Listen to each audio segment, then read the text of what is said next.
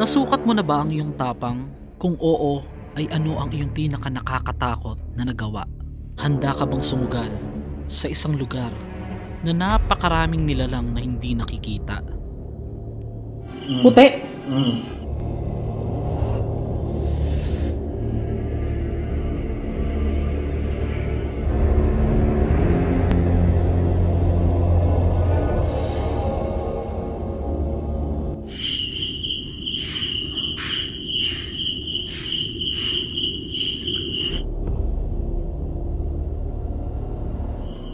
Ningilabot ako.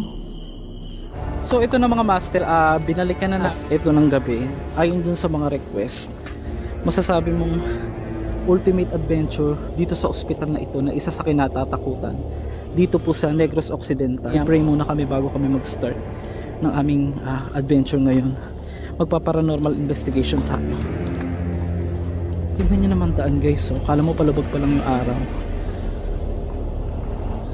So dito pa nga lang sa daan guys, mapapansin nyo napaka-creepy na ng daan. So ito na nga mga master, hindi na siya totaling pangkaraniwang ospital, lalo na pagkagabi. Kasi may creepy part doon sa gitna. Galing na kami dito kanina. So tignan nyo naman, iba talaga ang dating nito. So alamin muna natin saglit yung ibang kwento na hindi natin na i-share nung nakaraan.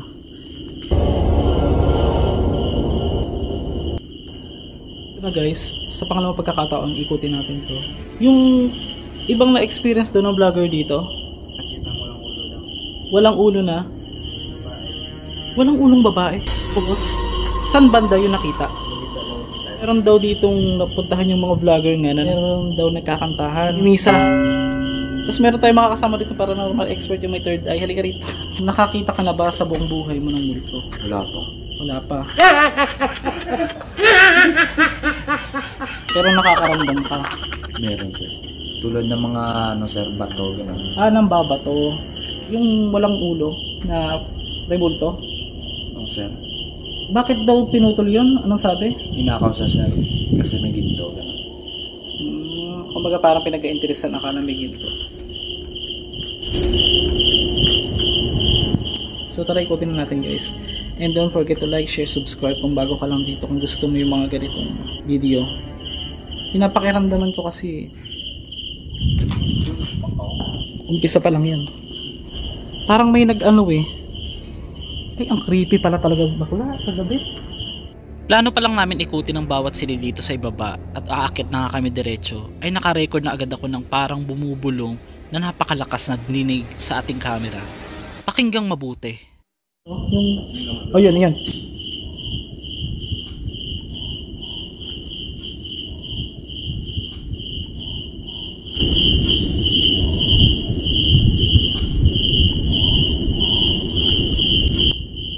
So tara, punta na tayo dun guys. So kapansin-pansin na napakasukal na ng kinalalagyan ng ospital na ito.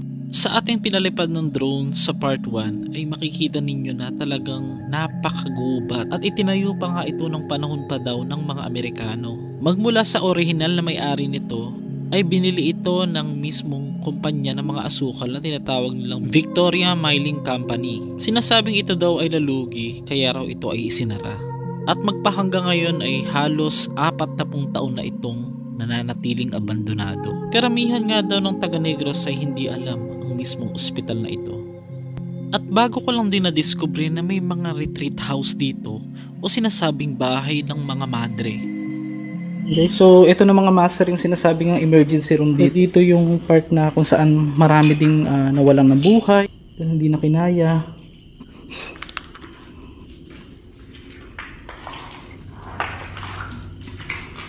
Hindi siya nagbabago. Usually dapat nagbabago to eh.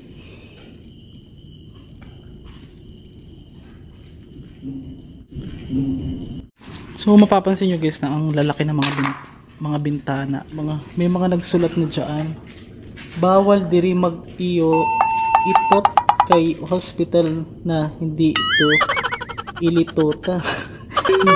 Tama naman sila, may point naman. Nagdodrawingan dyan guys. Anong meron pa rito sa part na to? Dahan-dahan lang kasi Binutas na yung mga part doon, no? Ano to? Ito na yung entrance. Ito yung pinakabahagi ng main entrance na hindi namin napuntahan ng araw. Para sa mga hindi nakapanood ng part 1 nito ay nasa ilalim lang ng ating comment section. Pero hindi pa nga kami nakakalayong malapit doon sa pinakagitnang bahagi na pupuntahan namin ay naka-record na naman ako ng nakakapangilabot na tinig.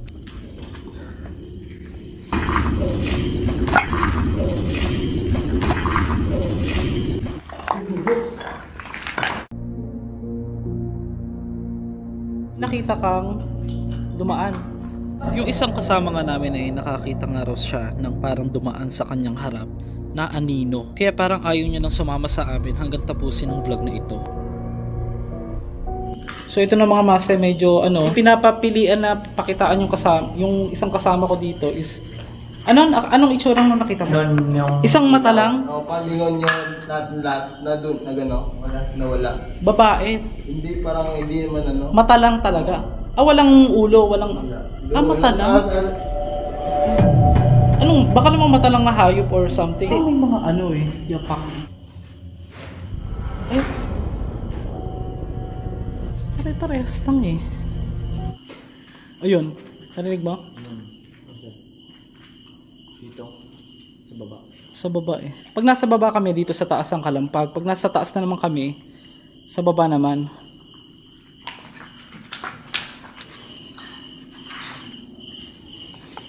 Actually, yung pinaka-scary part for me itong last part, itong third floor. Meron talaga yan. Oo, huwag kayo maingay Kasi ayaw nila ng maingay. Wala bang may third eye sa inyo?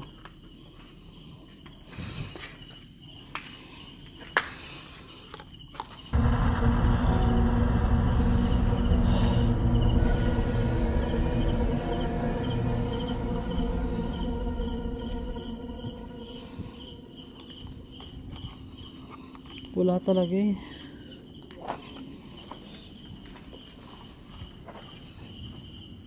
Baba na sana kami nung napansin namin na may mga nagliliwanag dito. Hindi namin napansin to nung pag-akit namin na nagkukumpulan ng mga alitap-tap. Isa daw yun sa mga signs na may mga ibang o may mga entity. Meron ka ilaw.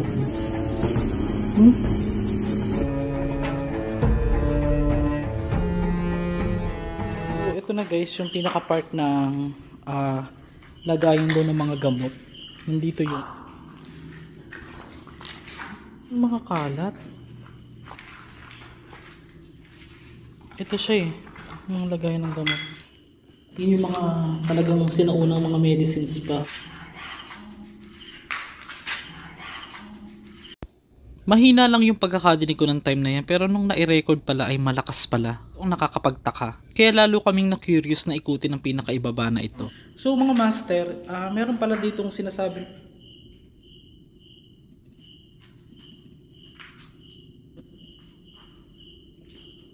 Hindi kilabutan ako, may naririnig na step bakla. Naririnig kaming step guys. Nakakarinig ako ng step bakla eh. Puntahan natin dito. Dito ko naririnig mga master eh. Sa part na yan. So may naririnig akong step. Samahan niyo ako bakla. Bebe. Yun lang eh. Tayo, huwag kayo maingay. Wala, stop mo niya. Imbes na hakbang ang aming maririnig, isang nakakakilabot na tinig na para bang humihingi ng tulong. Pakinggang mabuti ang enhanced audio.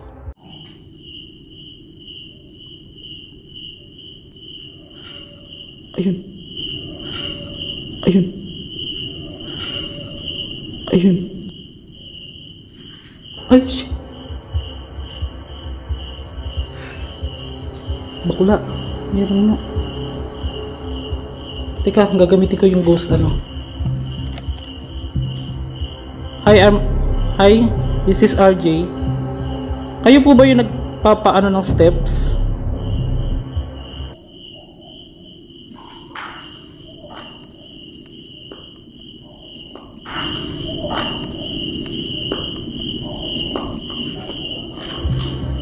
Parang may sumagot. Parang ugong.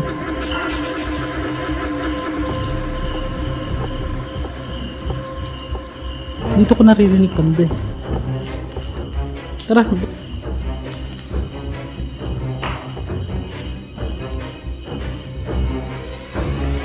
So ito yung part ng ano raw, emergency room.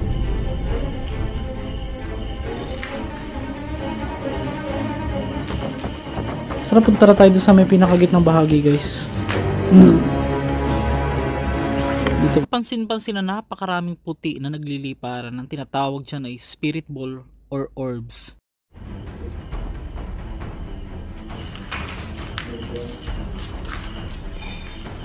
Ay!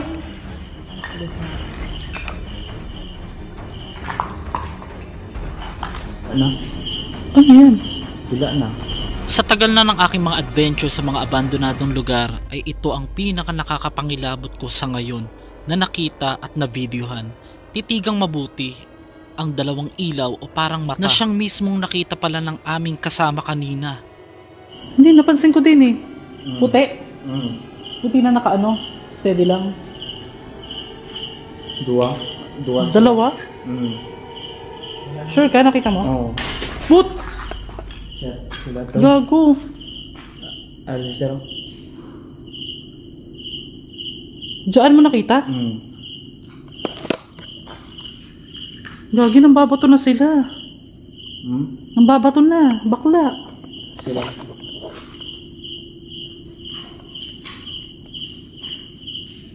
May tao po ba dyan?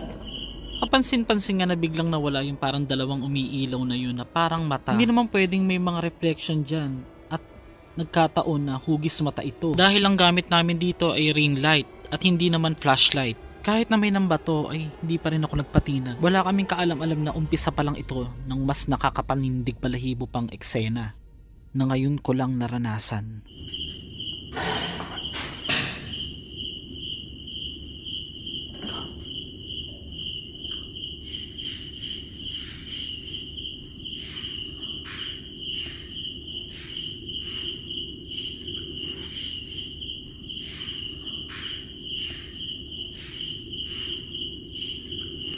Hindi kami natatakot sa'yo. Pusti. Napiyok ka. Sino ka?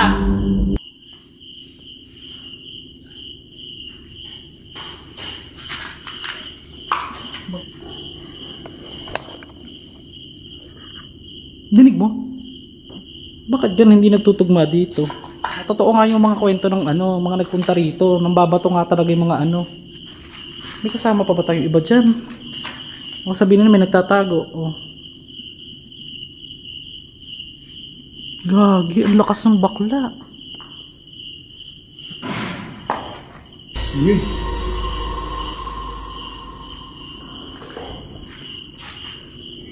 Dito. Saan banda? Saan banda? Dito sir. Hindi ba daga yung mga yan?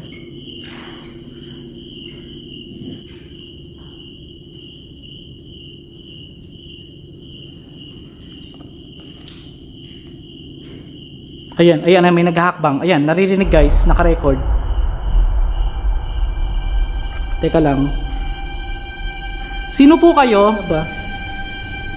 Ano po ba yung message nyo? Ba't nananakot po kayo?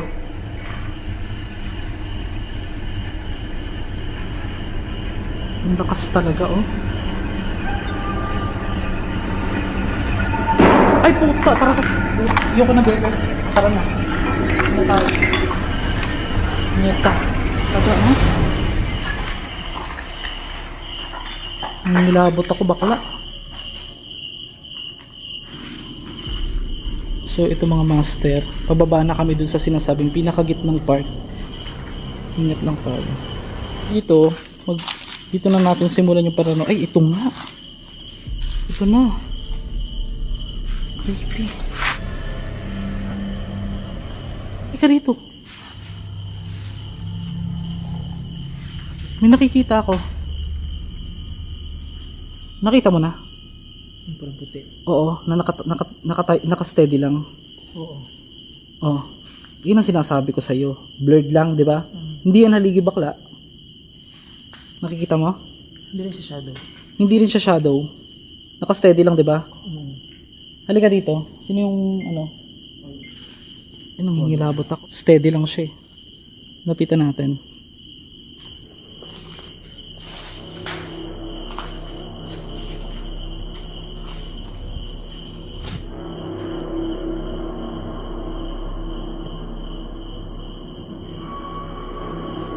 Puno ba? Parang nakatayong babae. Puno yan, ba't puti?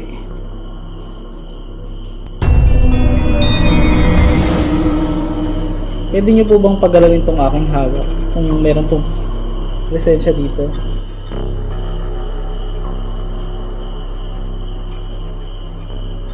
Pagalawin nyo po ng isa.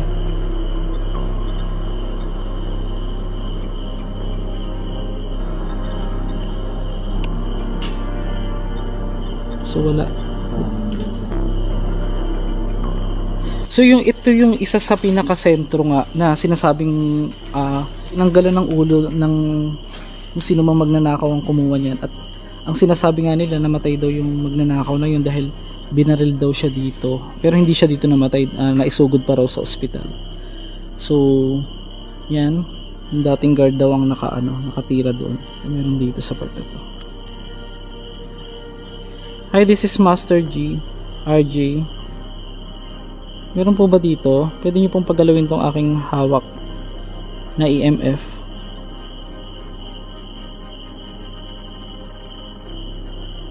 Magpagalaw nga po kayo ng kahit anong bagay para sabihin po na nandito po kayo.